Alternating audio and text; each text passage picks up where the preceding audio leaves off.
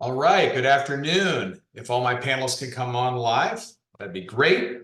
Hello and welcome to the ATARC webinar series. And got a really interesting title today and a really interesting discussion, I think. We're going to be talking about optimizing human performance in the tech evolution. Just a little bit of background. ATARC stands for the Advanced Technology Academic Research Center, and we're an organization that facilitates collaboration between government, industry, and academia in order to accelerate technology modernization initiatives. Welcome to all the attendees. Special thanks to Stacy Barea, Marissa Berman, who's going to be one of the panelists, and the entire Better Up team for helping us put this very interesting program together. So what we're going to do today is we're going to hear from each of our panelists, followed by a Q&A session where we'll pop in a few poll questions. And we want you to, we try to make this interactive where you can just pop me a question. I'll try to get to it and we'll try to answer it. Of course, you got to answer the poll questions to get your CPE credit, which is very important to many of our government industry panelists. So I'm going to do a real quick introduction of the panelists. And each of the panelists, I just want you to get a wave. And then we'll go into kind of our opening mini TED Talks, as I call them, about this topic. But we have with us today Wanzi Gardner, who's the Office Head and Chief Human Capital Officer of the Office of Information and Resource Management at the National Science Foundation, one of the cooler agencies that punches above its weight. Next, we have Peter Petriani, who's Branch Chief Cybersecurity Division at the Cybersecurity and Infrastructure Security Agency at the U.S. Department of Homeland Security. Welcome, Peter. A friend of the program, for a while now, Michael Palmer, Chief Experience Officer and Associate Chief Information Officer at the Bureau of Industry and Security at the U.S. Department of Commerce. And last but certainly not least, we have Marissa Berman, who has one of the most interesting titles. I want to have this title. Of course, I'm not qualified, but Senior Behavioral Scientist at Better Up. So she has a lot of interesting anecdotes that are going to be coming soon. So why don't we just start off with you, Peter? Talk about CISA, relatively new agency, internal and external constituents. Just love to hear your opening comments on this topic. Sure. First, thank you for including me. I'm happy to be here and be on this panel. So from a CISA perspective, I am the branch chief of one of the subdivisions within the cybersecurity division within CISA. Our particular subdivision, just about 220 federal staff and a budget of over 550 million. And so we are ultimately responsible for running and executing the Continuous Diagnostics and Mitigation Program, the CDM program, cyber shared services. And so CISA, to your point, Tom, a relatively new agency, about 5 years old. We were the National Program Protections Director prior to that. But since we've become CISA, just a massive amount of growth, upwards of now 2,000 employees across the nation. And so with that, a lot of change management, working back end, but also the expectations, the responsibilities, and the level of work that is being put on us to support not, the federal civilian executive branch, but also even, critical infrastructure and things like that. So just a massive expansion in not just volume of resources, but mission as well in the last 5 years. So really trying to figure out how to balance the human element, deploying technology to ensure that we are, at our maximum peak of effectiveness and efficiency. And so really making sure that what is feeding the back end to help those folks working on the mission facing side. And again, finding that delicate balance between making sure we're deploying the right types of technology and making sure that we're giving the people who are responsible for owning, managing, deploying the necessary skills and insight that they need to execute. Great. Next, let's go with Wanzi. But first, I got to ask you, what is that portrait in the background? I just need to know. I don't know. I think everybody wants to know what that is. Tell us about that before you start your First of all, that's a Buffalo soldier that's traveled with me for the last 30 years. When I was in the colonel in the Air Force, it was given to me when I made full colonel. And if you see the side, there's a little actual statue. When I was in Korea, the guys made it for me. So I kind of take it with me as my good luck charm. But I'd like to build on what Peter said about his organization. I'm about 2,000 strong. I'm Chief Human Capital Officer. And for this topic here, the big thing we're looking at is how do we bringing AI into organizations, the government, in a way that people don't feel threatened. They feel secure in what they're doing, and how do we bring on board it in a way that is additive to our mission. And what I mean by that is we're going through the throes, I think, across the entire government of trying to make sure that when we talk about AI and how we have the human-centered development and making sure the human's still in the middle of it, that as AI replaces certain things we're doing, we're giving people other skills to do other things and different things. What my big concern is as we look at AI as this new innovative tool to use, that we don't leave the human part behind, because a lot of things can happen. If we don't develop people the way we're supposed to, they can feel like they're underemployed or obsolete. So as we were talking earlier, we've got to make sure as we do this, we start this new technology journey, that we don't forget about how we bring people into the government, because the government is more like an apprenticeship. We watch and we learn by doing and seeing others. And so we want to make sure, from my perspective, that as we develop AI and we bring on technology, because I think Mike's going to talk about this more, we got to make sure we understand what AI really means to us, what we want to do with AI, and how we move forward with that. And so, Mike, I'm going to turn over to you, let you start talking about that, because I don't want to get ahead of this discussion. Thanks, Swansea. I don't have any artwork behind me. I actually got a postcard from the National Gallery of Art, but I hide that for my own. Anyway, thank you for having me, Tom, and thanks for the pass, Swansea. Yeah, again, Michael Palmer, Bureau of Industry and Security here at the Department of Commerce, and we do export control and export compliance. And so anytime somebody wants to ship something overseas, they need to get a license. And so that's half of what we do. The other half of what we do is we have export enforcement agents investigating cases of people trying to get around that export control process.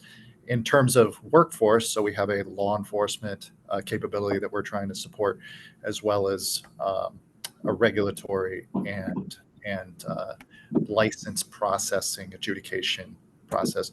And then I manage in the deputy managing the CIO shop, along with focusing on being the voice of the customer here. And I think that's what most of my thoughts lean towards, is how do we best understand our customers and then deploy whatever technologies best address their needs. And so our systems right now, we're kind of struggling. Our systems are all approximately 25 years old, 20 to 25 years old. So we are in FY25 on the verge of embarking on, at least through the normal budget process, receiving funding to embark on an IT modernization journey that will then start this process of introducing new technologies to our workforce. Granted, our workforce is only 600-ish people, so it's a different scale, which allows us to do some interesting things in personalizing our engagement with our stakeholders, as well as the export compliance community that we also serve. And so we've started up a user research initiative that really has been foundational in the first couple of prototypes of capabilities that we've pushed out to our workforce. And we've noticed that iteratively engaging with them through initial user research and then through prototyping has really allowed us to gradually introduce new technologies. And we've also found out which ones we need to pull back and get better at in terms of the usability and meeting the needs of our stakeholders. So anyway, I'll stop there and pass it back to Tom. Great. Now we're going to go to our senior behavioral scientist, Marissa.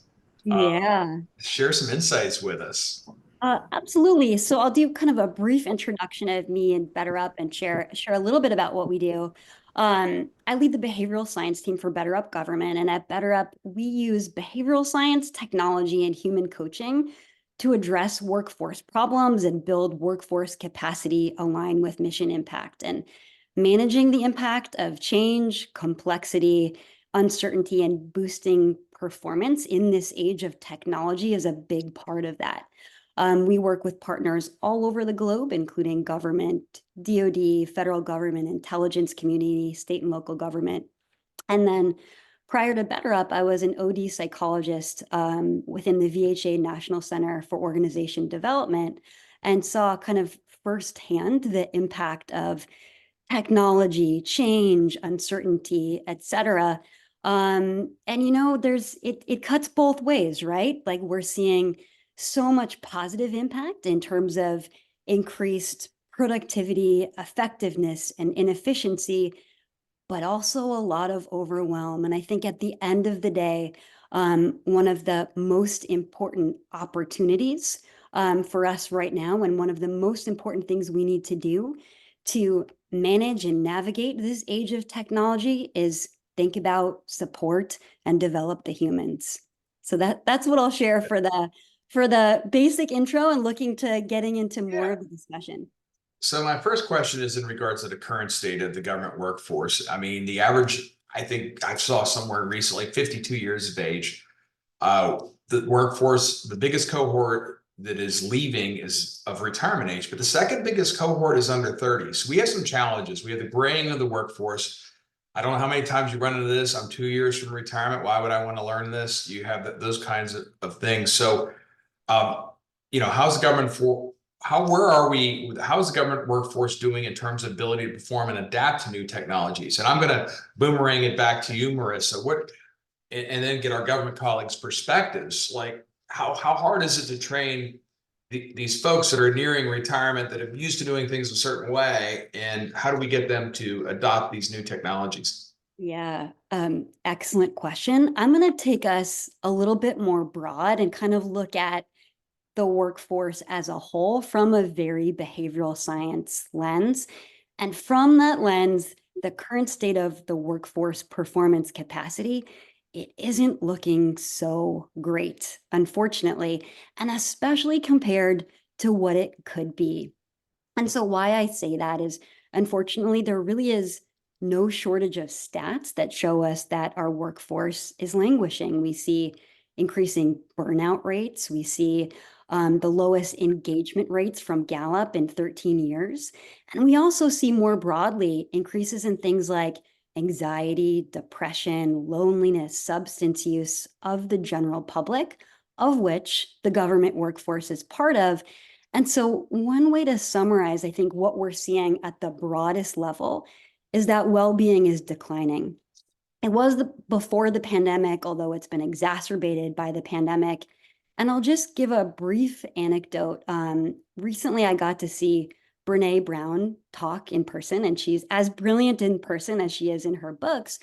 And what she said is that people right now are really disconnected, they're dysregulated, and they're distrusting. And I think that's an excellent way to kind of encapsulate what we're seeing. And then why this is really relevant for workforce performance is that well-being is basically our performance capacity. It's linked to almost every outcome that we care about at work, including our ability to learn, grow, and adapt to new technology.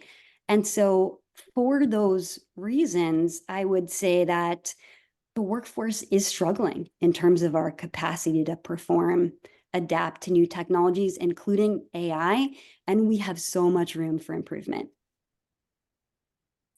Wow. Okay.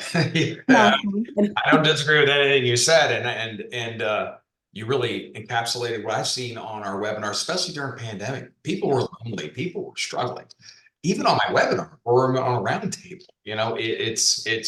I think you're right about that. Tom, can I add to what Yeah, sure. Marissa says? Because I deal with it every day as a Chief Human Capital Officer here at the National Science Foundation. And Marissa, you're right. And I tell people, and I try to calm my staff, and I've been down, we have these different talks, is, before the pandemic, you knew what it meant to go to work, and you knew what it meant to end work. In this current environment, you can't say that right now. I mean, Marissa hit on the head. I mean, globally, people are trying to find their alignment to what they do as far as work is concerned, and their alignment to what we call well-being. And the thing that's really drives home to me the fact is that we have taken a job, we saw 9 to 5, now we've got Maxi Flex, anytime working on this. So people working 24/7, and there's no break off. And what we saw when people came back into the office, we saw a lot of people arguing, a lot of social skills that had been dropped, and people did not know how to communicate with each other. And while we have brought our staff back in, I think 2 to 3 days a week, depending on where you work in our organization, I'm trying to get people to understand work is not defined on where you work, but what you do. And so we have a lot of managers, both older managers and younger managers, not willing to accept that theorem right away. And so I think for the next 3 to 5 years, we're in a posture of trying to reinvent how, let's say, the government works and what it means to be a government worker and how do you do work. And so when you put an AI on top of that, which threatens some people at the basic levels, you have all this feeling of discontent and misbeing that people talk about. And I can see it. I mean, the cooler talk that we used to have around the cooler, people aren't having that. There's an air of mistrust and there's a lack of communication. I said something, but you didn't hear what I said.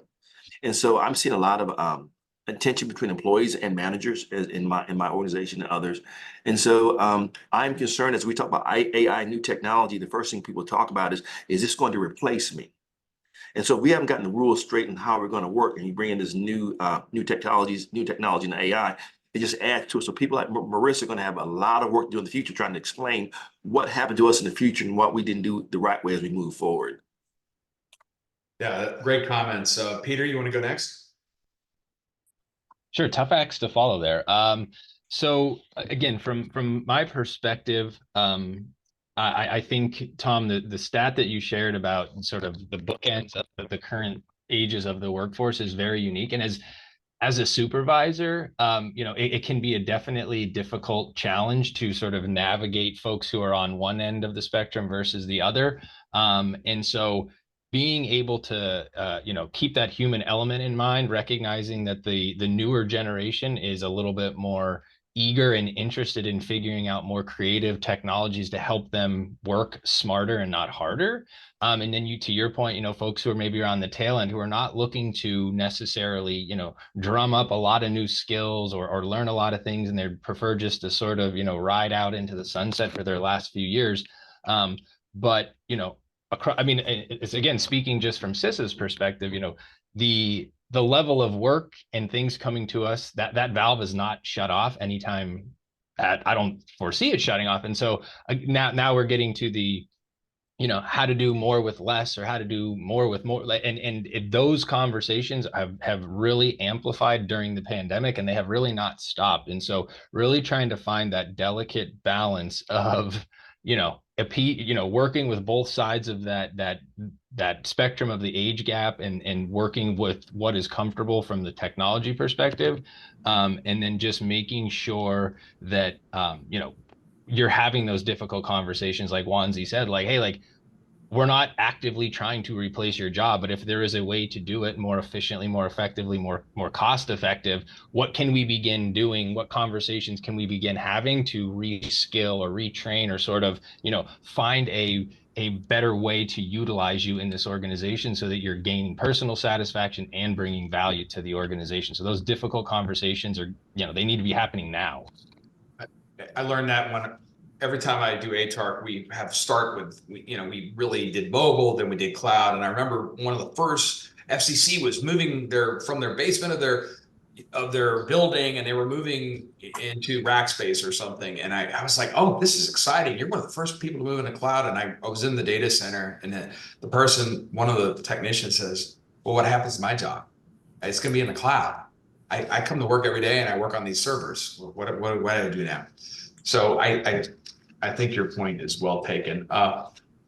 Let's go to Mike. Yeah, just a couple of thoughts.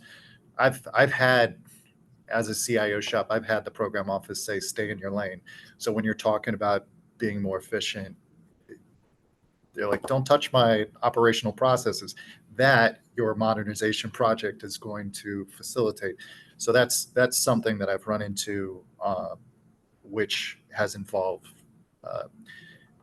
new technologies replacing or changing the way that people work in the program office. So that stay in your lane conversation is a difficult conversation that takes a long time to have a real conversation around.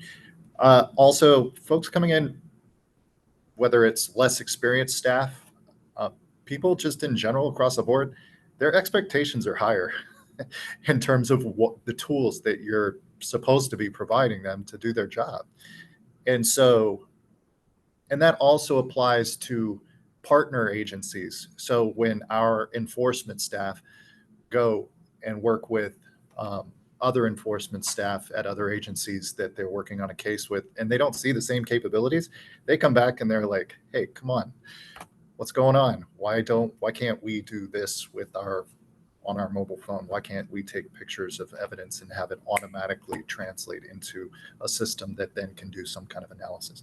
So there's some mission capabilities that other agencies have that we currently are working on, that so expectations are high coming in from private sector and what they do in their private lives. And then also, and to me, all of this circles back to that foundational message, my hopeful takeaway for you, the audience today, which is discovery and user research is critical to set the table for any IT modernization project, any technology being introduced to a workforce to be transformational. So understanding your communities, and that includes painting a persona that also includes the psychological part of that community, not just I need to accomplish this task, but also understanding they have concerns around this because of this past trauma, with whatever situation. So thank you. Great points. I'm going to get to a couple of polls before we get into some more questions. If we can do the first poll. All right, on a scale of 1 to 5, how well does your organization balance staying abreast of emerging technologies and ensuring employee readiness to adapt to these advancements? So if you're from industry, it can still be your organization. All right, let's, we got, this crew is pretty quick on the trigger, so. It's a little more on the lower end, but interesting. Marissa, does anything in that poll surprise you, or? Yeah, no, I was actually pleased to see that there were as high scores as there were. So it was higher than what I anticipated. Great. Yeah. Well, maybe the people, the subset of people that are on this webinar, the people who are trying to get their organizations to adopt new technology. So, but yes, that's interesting. And how about we go to the next one? We can call that up. Which aspect of navigating rapid technological changes pose the greatest challenge? All right. I think I know which one's going to be first, but I could be wrong. All right. What do we have, team? There you go. That's the one. Adequate training and development. That surprises me, not in the least. Why, Marissa, I'm going to ask you this. Why is training always the first thing that gets cut from a budget? I don't know what is up with that. I've gotten that so much just with ATARC.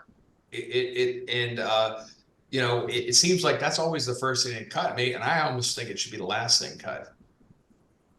Yeah. So was that question for me, Tom? Yes, it was for you. Okay. So why does training get cut from a budget? Well, one of the things I think that people are reacting to is roughly 90% of what we learn in traditional trainings, classroom learnings, et cetera, is forgotten, sometimes within an hour of that training. And so I think that's what people are reacting to.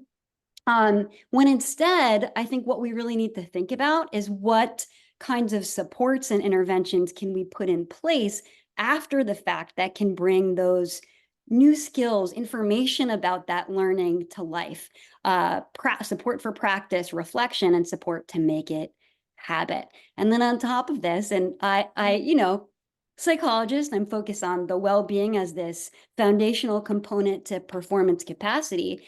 And if people's well-being is low, their ability to retain and then properly practice those things is pretty minimal. So I think what's happening is we're focused on the output of that training and not what supports we need to put in place to actually train up not only those skills, but the human capabilities to enable people to learn, grow, and even absorb and perfect those skills as well. That's what I got, but I'm curious what others think. Yeah, well, Peter, you're next. You're got your hand raised. Yeah, so I think what you were saying, Marissa, is spot on, and I think I know we keep diving back into the human element here. Also within our portion of CSD or the Cybersecurity Division, we also have the Education and Training arm, formerly known as CDET, the Cyber Defense Education and Training Team, who help prep the federal cyber workforce. And some of the things that we have been talking about over the last several months as AI continues to sort of generate a lot of attention is, while in theory AI is new, it's not, right? Like at the core of what we've all been trying to do is work more effectively, more efficient, automate to the maximum extent possible. And so when people say, well, I don't know anything about AI, I don't know, having those sort of second level type conversations, you might just find that they have more transferable skills than they are even aware of. And so making sure that the communication is there and you're asking the right questions and it's clearly communicated what you mean as far as a potential role change or what might be expected versus you today versus 6 months from now after deploying a certain technology. Folks don't like change, and sometimes they don't like being pushed out of their comfort zone, but there may be more commonalities in the role that they end up in. It's just like a reskilling or an up leveling in what they're already doing, but there are a lot of transferable skills, I believe, in between, in that gray area. Yep. Michael, any thoughts about reskilling, training? I think that's one of the things that we've used in trying to quickly transform our infrastructure and then the applications on top of that infrastructure is, the first part was finding contractors that knew how to work in a modern tech stack. So it's very difficult to do any of this without a contract. But we basically took the approach of less of training the federal staff through traditional methods and instead using an experiential, on the job, learn as you go, working hand in hand with contractors that are very familiar with working with those modern tech stack. The trick is that there was a balance that was a little challenging in terms of knowing the right questions to ask along that journey. And so I think if I had to go back in time, it actually worked very well. And our cybersecurity team now has an accelerated process for pushing through new technologies through the authority to operate certification process. Our entire infrastructure was moved to the cloud in 12 months. We now have a data lake set up, and all of that was done in like 18 months. So again, small organization can do things that quick. And again, it's a more intimate environment between contractors, feds, and then the leadership that fully supports that. But I think learning during a project as you're going along in an experiential way has been much more effective than sending them off to a class for a week or two and then expecting them to come back and teach one or two other people those skills and change the culture, because culture is kind of the main thing we're not talking a lot about. That really, culture eats tech for breakfast, isn't Every that day. the thing? Every day. There you go. Thank you. great. Wanzi. Tom, I think when the answer to your question is why is training budgets cut, I think the bigger issue is that we as leaders sometimes have a problem aligning workforce development initiatives with evolving and rapidly changing technology. One thing, because you do training here and you look at the out years and you want to make sure you have it. And the other part of that is when we do try to get training right, there's a problem sometimes of I just trained you, so I'm going to send you back, so we don't have that inclusivity part, because there's one or two people that gets all the training, another person doesn't. So trying to make sure it's equal as we move forward. And I think solid organizations recognize that the development and the training of their staff is key to the implementation of any new type of, whether it's technology or AI or anything like that. And why do I say that? If people are not willing to embrace this new technology, they're willing to embrace AI, they won't do it. And so my concern as we move forward is making sure that the human capital part of that is looked upon as a pillar with AI and technology. And why do I say that?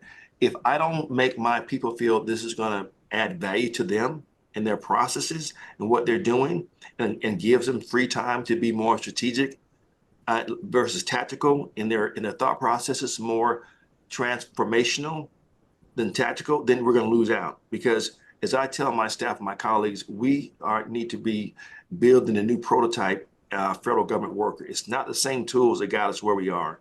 I couldn't qualify probably today if I came in new. So what is it we're looking for, and what kind of skills, to Peter's comment, will be transferable across the entire enterprise where you can do some things? So when you talk about training, and I'm a big advocate of training and development, I talk about it all the time.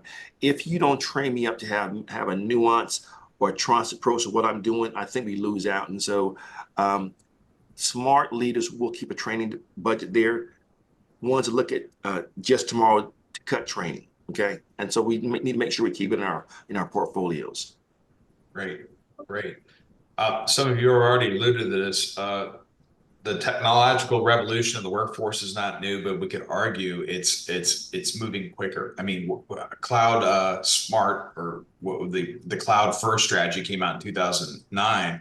It's 15 years later. It's taken a little while for us to have cloud adoption. You probably could have waited it out, but now with AI and cyber, it seems like things are going faster. It's obvious.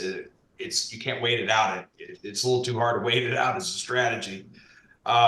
So what is the impact of increasing use and reliance on technology in the workforce, including the impact of AI? How is it really, you're going to have to train your folks to a degree, right? Does anybody want to take that on? How do you do that? Maybe with you, Marissa, the psychology of that. They're going to fall generations behind really quickly if we don't get our workforce up to speed on the new tech. Yeah. So want me to dive into how to train people to lean into technology? Is that where you want me to take? Yeah, how to get them change the mindset of the fear they have with the new technology. Yeah. So at BetterUp, we do actually some interesting research on employee attitudes towards AI. And when we look at the data, we see that employees fall into one of two groups, and one is pilots. And pilots are leaning into the AI, they're embracing it, they're using it, and they're actually more productive as a result. And then there's passengers, and they're wary of the technology, they are less likely to use it, and they're not only less productive, but they're more likely to leave our organizations, which we don't want any of those things, right? And it turns out when you look at frontline employees across the board, only 1/3 of frontline employees are pilots. 2/3 are those passengers, kind of reluctant, kind of wary of the technology. And two different factors that we found, and going back to some of my main arguments, well-being matters. When people have higher well-being, there's more of them to lean into AI, but really whatever new technological capacity we have.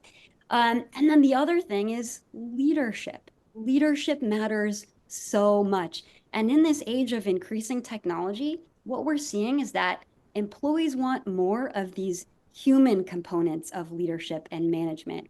They want managers that are going to listen to their concerns, celebrate their contributions, give them important feedback, and coach them on not only their kind of technical skills, but their people skills.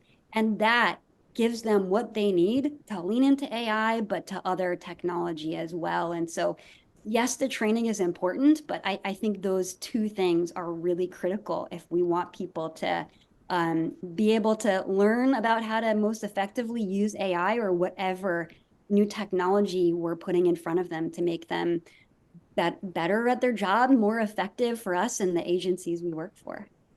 That's interesting that you say that. Most of our training dollars in our organization go towards leadership trainings rather than technical certifications. There are some that go to technical certifications, but yeah, the leadership training is where we benefit most from. So Michael, I love the idea of doing pilots. We've seen pilots where you bring in 18F or USDS, and it's like, especially in the early days, they were like, well, the feds just get out of the way. We're going to go do the innovation, and you just kind of just try to do what we need to do. How do you make a pilot? How do you include you have different kinds of folks. You have people that want to do it. You've got, the naysayers been around there for a long time. How do you pull together an effort? How do you effort this to get everybody on board? And I want to hear from the other government folks too. Yeah, I mean, typically a product team has a product manager, a designer or two that usually has a larger part at the beginning of the process, and then a couple of developers, and frequently a procurement or bureaucracy hacking aspect who focuses on removing all the federal government barriers that these awesome folks that on the rest of the product team, who was mostly hired from private sector and brought into the government to do amazing work for 2 to 4 years and then go back to the private sector. That's what that bureaucracy hacking function. So how do you build coalitions? It sounds like, is this an SES quiz? Yeah, I think parachuting in is one way of doing it to fix a problem, or at least make a system or program operational that was having trouble being operational. That's one situation. I'm going to talk about a different situation where it's not a political appointee dropping me or a team into a situation. So typically there is momentum that comes from leadership around that's more of a partnership. And typically that also involves the program office paying for it. So there's a financial aspect of having that partnership happen. And it starts with this discovery phase that I've been emphasizing. The discovery phase is critical, which a digital service team like the ones I was a part of back at the U.S. Digital Service in my job before this at DHS would be a part of, where we would conduct a length of time a discovery sprint at the beginning of our product development process. And so that's where you discover not only the problems that exist, but back at U.S. Digital Service, we had a saying, speak the truth, find the truth, tell the truth. So, and that doesn't happen every time when you're doing a discovery sprint in a bureau or agency. So I think that is foundationally one of the critical parts, is that discovery phase that isn't usually baked into contracts. And so as a part of the procurement process, bake discovery and user research into the initial phase. And then throughout the entire development process, have design those folks who are expert at teasing out users' needs and translating them into amazing products and services, have them involved throughout the entire process, as well as developers involved from the very beginning, so they can also hear the discovery. So that's just what I've seen be successful. What hasn't been successful, and I'll just wrap this up, is you have a separate design shop, a separate group of human-centered designers, and they toss research over the fence to a product team that's consisted mostly of engineers, software engineers, to create what they toss over the fence. That's not, to me, an integrated team that's going to be successful. And it's not going to end up meeting the needs of the communities that they're trying to create for. Thus, the adoption of the final product is not going to be successful. And eventually, and another capability that is absent, that we've been struggling with at BIS, is the actual product rollout. So that's not usually tasked within a contract. How do you set expectations up from the beginning and also the middle of the process, and then communicate effectively and roll out a product? Involve the support group that's going to be the like the IT service desk that's going to absorb all the help desk calls, and other kind of rolling out of a product types of things. We've been struggling with that in the first couple of capabilities that we've been rolling out internally over the last 6 months. So that's something we're working on improving. Great points. Wanzi? Yeah, Bill, Mike just talked about, but if you step back a little further and look at the whole government ecosystem, it's so big and bureaucratic. It's like trying to turn an ocean liner versus a speed jet. And the problem that Mike just talked about, and Peter mentioned as well, if we look at our individual agencies, I think we would be more agile and nimble. But in the environment we're working with the government, you've got to make sure that what you do there fits into the bigger scheme of things, and it can be transferable to somebody else. When you talk about IPTs and tire teams, he's spot on. But the issue is, what we're facing now is, I see technology and AI and things changing so rapidly. An ecosystem as big as a federal government, 24 CFO agencies, a lot of smaller ones around the sides. It is so hard for us to adopt something. When we do adopt something, it's almost like kind of obsolete. I am fearful with the way technology changes so fast that our current processes, policies, and procedures are not designed nor equipped to adjust to the fast pace of technology is evolving. Even AI, I mean, we've had countless meetings here at the National Science Foundation about how to get our hands around it, and they think they've got their hands around it. There's another new angle that we haven't thought about. And so getting back to what Marissa talked about, the well-being of people, I think this haze, this fog, and this friction of new technology, AI, and things coming on top of everything else happening, it just causes bigger problems. And so you ask, how do we bring it in? I think it's through pilots. But the problem with pilots, we always look at pilots through a perspective or lens of that organization that's doing it, and then we try to replicate it in other agencies. Sometimes it doesn't work. So we've come up with the idea of having goalposts or boundaries. As long as you work with inside here, it's okay. I like it as a non-IT person. I look at the IT. My IT system is like a highway. The car is my little particular application I'm trying to build. As long as I can sit on the highway, I'm okay. And so we've got to make sure we have that common language we understand. And my biggest fear right now for all of us is that technology and AI. We just hired a new OCIO in my organization, and he came from DISA, and the guy speaks a different language than I speak. But he's very talented, but making sure that he can take what he knows and put it in a way that the average typical journeyman government layman can understand, and make sure we're not building things that cannot fit on his infrastructure as he builds things out for us. And so to Marissa's point, we're changing so fast. I'm not sure that we're equipped right now to do this. And I'm hoping my buddies in IT and AI can give us some headway and leadway in how we're going to do this, because I'm really concerned about that. Yeah. Peter? Yeah, I like the way that Marissa talked about pilots and passengers. And I think that, we as leaders in our organizations probably have a pretty good pulse on who of our employees fall into those buckets.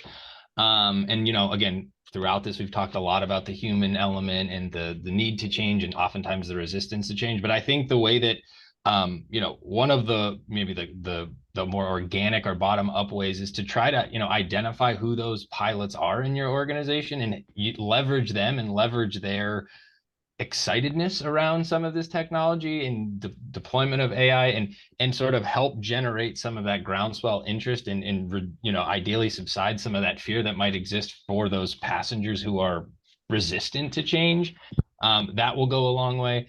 Wanzi hit on it, again, communication, being as openly and transparent as possible with what changes might be coming and what this might mean. That to me is, that's sort of where that technological impact is on the staff on both sides, because you have folks, again, who are gung-ho ready to go, and folks who are totally on the opposite end of that spectrum. And the government bureaucratic process is definitely a barrier in getting things deployed quickly and fastly and across all of the, the federal civilian executive branch. And so making sure that, you are trying to leverage those folks who are willing to be champions and lean into that to the maximum extent possible, to at least generate some of that more organic buy-in. And as we sort of figured out collectively where we're going, because it's, we might have an idea, but the technology is changing so rapidly that it is hard to sort of get our arms around it and say, yeah, we got this. We're comfortable. Yeah, I think to summarize this, I remember when I first got in IT, I worked at the Department of Labor, and they would mail their computers to the Department of Labor for us to fix. And you'd be out of your computer for months at a time. And if it was broken, it would probably take you half a year to get one. The pace of change is crazy. It's moving really, really fast, and workforce hasn't changed that much. Mm-hmm. So, Marissa, what do we do here? I mean, the pace of change is so fast, and things are changing so fast in the workforce. How do we totally change the way we're doing things here? Yeah, and a great question. I think we have to move beyond the idea that upskilling is the solution, because to the point of what we just talked about, things change so fast that as soon as we kind of get up to speed on one one form of technology or one process, things change. And so instead, I think what we actually need to do is build these human capabilities that increase our ability to learn and adapt, to communicate better with others, work better with others, because this technology is putting such a strain on all of us that that's getting harder and harder. And then also support others to do the same. And so I do think it means we need to, even though the entirety of why our well-being is decreasing is not the result, is the fault of work. I still think it's up to us and up to the organizations to help to build that well-being, because it does give that capacity and capability. And then I also think it does mean that we need to build stronger leaders with stronger human skills, stronger interpersonal skills. And the answer is not just a training. We need to find ways to provide solutions that are personalized. So to meet each person where they are, because everyone is going to be at a different place. Everyone's going to need something different. It does need to be ongoing. So learning about how to build my well-being and peak performance skills, or a certain type of leadership skill or ECQ, like that's all fine and good, but how do I do that in my specific environment with my specific priorities, challenges, people? Like that is really hard. And I'll tell you what, we do this at BetterUp, and we do this in a scalable way by combining behavioral science. That's why they hire people like me, technology and human coaching. And the combination of all three really can get at building these mindsets and capabilities that help us to be more agile, work better together, and lead others through these challenges to high-performing organizations that are capable of meeting these challenges and capable of meeting the mission. And I'm going to give you a chance to kind of wrap this up. It kind of leads into my next question. I think everything you said is fantastic. How do we measure that?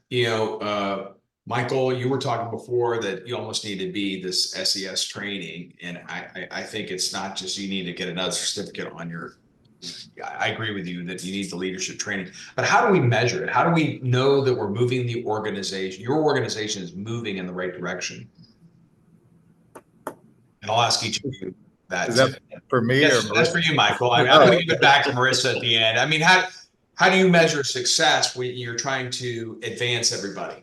I mean, I measure success based on my team's outcomes. So, and we're pushing towards meeting our customers' needs according to our strategic plan and whatnot. So that's how we collectively. And a part of that is retention of amazing talent and attracting amazing talent. We have a really cool mission working on national security related issues here at the Department of Commerce. And so that's part of the pitch.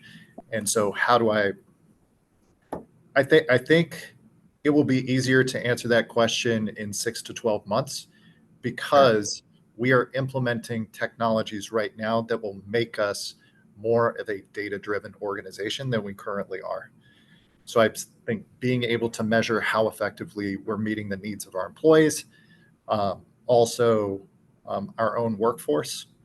And so I think with the amount of technical debt that existed when I arrived a couple of years ago, and to where we are right now, just in laying the foundation with setting up a user research program, in modernizing our infrastructure, we're now putting the capabilities on top of that so that we can start to measure the things that will tell us, that will give us trends, that will be able to answer that question more effectively. It's fantastic. Okay. A non-answer answer to your Hey, it's question. the truth. I mean, yeah, it's a good answer to me. I think you're dealing with those challenges now. Wanzi, I know you work so I would say that I'd like what Mike said, retention and recruitment. I've lost a lot of people in this last year and a half because other people have been able to give them remote work when I have not been able to do that. But when I look at my FAB scores, my work life scores are pretty good. I'm still number 15 out of 27. And my overall score, when I got to NSF about 10 years ago, we were number 14. I got as high as number 2 last year. And this year we're going to be in the top 10. So we're still doing those things. But I think more importantly, our employee engagement, and Marissa mentioned something earlier, Mike did about culture. We have a culture of denizen survey. We talk about our culture, what kind of culture we want to build. And although those are lagging indicators, not leading indicators, we're trying to find that sweet spot where people feel like they're engaged and their voice matters. I think someone talked about collaboration earlier. I've never seen an organization so collaborative as mine.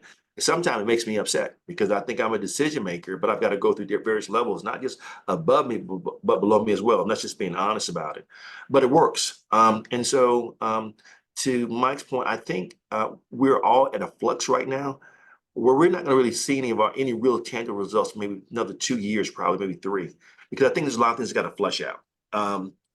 To what Marissa said, we're still trying to get a work-life balance part right here. We've got a lot of working mothers we've discovered that a traditional 8 to 5 doesn't work. So we got maxi flex time now. It's like when I was in the military, I tell people there's 24 hours in a day, but I just need to make sure we have some core hours where we're all working together. And so there are a lot of innovative things that we're trying to do to make sure that we meet people where they are. And I say that very gingerly because sometimes people forget this is their job and this is what they do. There's a requirement to it. I have a saying now where I say, people first, mission always. So trying to make sure we balance all that out and making sure people understand they're important. But at the end of the day, I've got a requirement to fulfill and they're a part of it. And the question I think all of us are dealing with is how do we fulfill our missions that we have assigned to us in a way that's effective and efficient, and we don't leave anyone behind. And I'm afraid if we don't look at the human element part of that, we're going to leave people behind. We're going to wake up one morning and find out, whoa, what happened? And where's this gap we have in here? And so from a lens of diversity and inclusion, of thought, we got to make sure we bring everybody along as we move forward. I know I didn't answer your question, but that's what I'm thinking about every day. I think it was good stuff. Peter, some thoughts? Yeah, I like Michael's answer about, alignment to strategy, strategic plan. I would say that from our perspective, the more, mission facing standard route, I mean, that's what we look at to consider success. How well did we do against those goals and objectives that we set out at the beginning of the performance year? But then my immediate thought went to where Wanzi went, and that is, FEV's employee experience, the sort of culture that you build. And that is something that we really have put a heavy emphasis on always, but I would say really since the pandemic, it's accelerated. And it goes back to some of the things that you were talking about, Tom, about folks at different ends of the spectrum, having to meet people where they are, like Wanzi said, that gets a little bit more challenging each and every day. And so, we take a heavy stock in our FEVs. We're actually the highest rated subdivision in all of CISA the past 3 years. So we really take that seriously. We make sure to really drill into, constant employee feedback, leveraging our ambassadors program to sort of help shift and shape what our culture is. And the only sort of one thing that I will add that might be different than either Tom or Wanzi said is that, we have been the last 2.5 years since the sort of return to offices has become a bit more prominent, is that occurred, and we also opened up a remote work program. So we are a relatively diverse staff as far as footprint grows across the nation. And so managing to that hybrid workforce has been a little bit of a challenge, and then establishing a new culture that reflects that hybrid workforce has been something that we've really focused on the last 12 to 18 months. It's not perfect, but trying to make sure that everyone feels included. How do you do things locally and include folks who are scattered throughout? And so that's sort of been one of the new challenges for us, and that's sort of what our area of focus is for the next 6, 8, 12 months, making sure that we flex our muscles to make sure our culture is inclusive of that hybrid workforce. Yeah, I remember your office. It was packed. Everybody was always there in person. It was kind of expected, right? Excellent. Marissa, you want to Yeah, I love synthesize all this? Great points. You want me to synthesize? Do you want me to jump in with additional data suggestions? I love data. Yes. Okay, we love data at BetterUp too. So I'm going to answer 2 things. One is about I think we need better quality data around the impact and efficacy of our new technology. So if we're implementing this new solution, what does success actually mean? And how do we effectively measure it so we're on track? And then along with that, I think we need better data literacy to help us interpret what we're seeing, to ensure that we're making effective use of the information, the data we have, prioritizing the quality data that's going to get us what we want. But in terms of tracking the impact of technology on the workforce, I think Wanzi, you mentioned that like culture as a lagging indicator, but I actually think that culture, well-being, and leadership skills, they could be very much a leading indicator around whether or not a new initiative, technology, AI, et cetera, is going to be successful. So I think I love the FEVs. I used to use it a lot in my own role. But I think we need to go beyond the FEVs, right? I think we need more real-time data, not just once a year.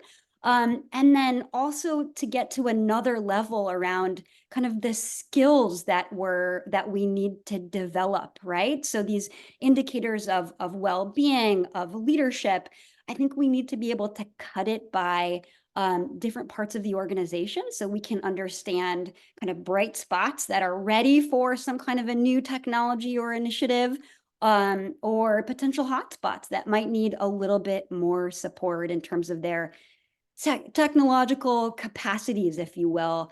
And I also think if we're incorporating or leveraging new solutions to address those things, we need to look at the impact of those new solutions to address the human side, or the human impact or human capacity of performance of tech and technology.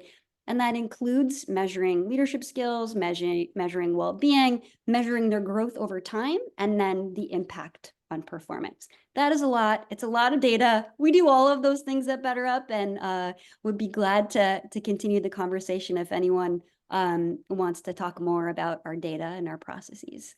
Love it. Okay, I got one poll question so I don't get in trouble, because you don't want me in trouble with the poll people, the CPE people, because we issue credits. Okay, to what extent does your organization utilize innovative approaches to enhance employee performance and adaptability in response to technology evolution? All right, what do we got? Okay, there you go. Your work's not done yet, Marissa. Okay. Closing thought, just about 30 seconds from everybody, and I'll close with you, Marissa. Wanzi, anything we left on the cutting room floor? Anything you want to emphasize? No, first of all, I want to thank you for allowing me to be a part of this panel. I really respect my colleagues here, and I think that this conversation has been very robust. And my takeaway is that we're all struggling with the same thing, and we have to be innovative, forward-leaning in our thought process, how we're going to solve these problems. Because I think we have to remember at the end of the day, not only are our colleagues dependent on us, American taxpayer is looking to get the most bang for the buck out of their dollars that we're spending with us. So we got to take this very solemnly and do the right thing at the right time for the right reason. Thank you. Thank you. Peter? I would say yes. Thank you again for including me in this panel. It's been really great to be a part of it. I would say closing thought is,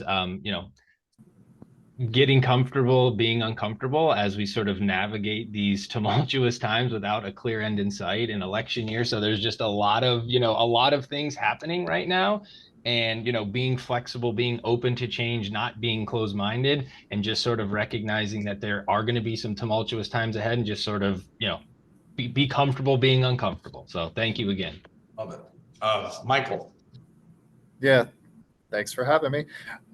Yeah, my one takeaway is I'd advise the government folks on the line, as well as private sector, to tell their government folks, set up and grow a user research capability within your organization so that you can understand your stakeholders' needs. Build that into your budgets, your contracts, and the other administrative parts.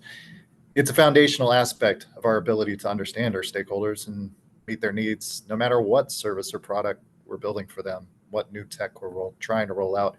Start there, and your shop will be unique in government, and you might end up on one of Tom's webinars. anyway, I think that's foundational, and it supports the customer experience executive order. But no, thank you. That's one of my key hopes for folks across government to start doing more often. Thanks, Thanks Tom. for, And thanks for that. Marissa, closing comments? We'll wrap this up. I'll keep it super brief. In this age of technology, understanding humans at work, prioritizing humans, and supporting their capacity to change, adapt, and navigate complexity and uncertainty is more important now than ever. And I think the solution is a combination of technology, including AI, behavioral science, human coaching, and great data. Awesome. Great way to end it. One more poll. I promise. It's whether you want a CPE credit. It's a real easy one. So we got that. And thanks again for our partners at Better Up and the amazing panelists. This has been a really good discussion. I don't think we're done with this. What do we have next? We always got to have a next event. Okay. And we have an insider risk working group. We've got an event coming up on that. That's really, really interesting. And we do have a workforce working group that we'll send out to everybody if they're interested in participating. Thank you all and have a great day and rest of your afternoon. Thank you.